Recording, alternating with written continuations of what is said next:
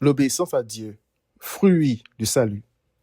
Un frère a réagi à l'un de nos prospectus en disant qu'à la foi en Christ comme moyen par lequel le pécheur est sauvé, il fallait ajouter l'obéissance, car selon lui, convaincu que c'est uniquement en croyant en Christ qu'on est sauvé, beaucoup de croyants n'obéissent pas aux commandements de Dieu et vivent comme ils veulent.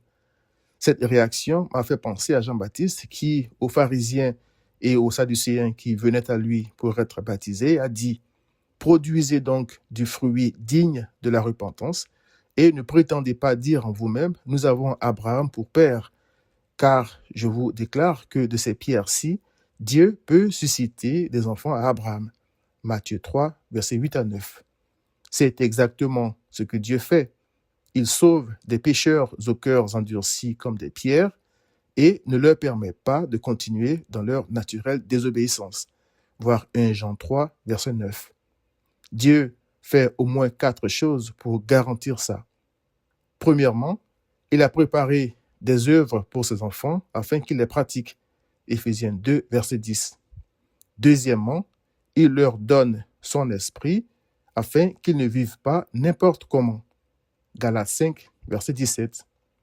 Troisièmement, Dieu a fait en sorte que pour ses enfants, la grâce de Christ, l'amour du Père et la communion du Saint-Esprit, voir 2 Corinthiens 13, 14, valent plus que l'or.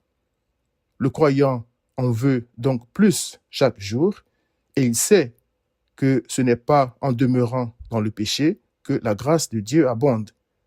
Voir Romains 6, verset 1. Quatrièmement, comme tout bon père, Dieu corrige ses enfants pour les remettre sur la bonne voie. Voir Hébreux 12, verset 6. David a dit, avant d'avoir été humilié, je m'égarais, c'est-à-dire je péchais contre toi. Maintenant, j'observe ta parole. Psaume 119, verset 67. L'obéissance à Dieu est donc le privilège de ceux qui sont sauvés, c'est-à-dire attachés à Christ. Voir Jean 15, verset 4 à 5.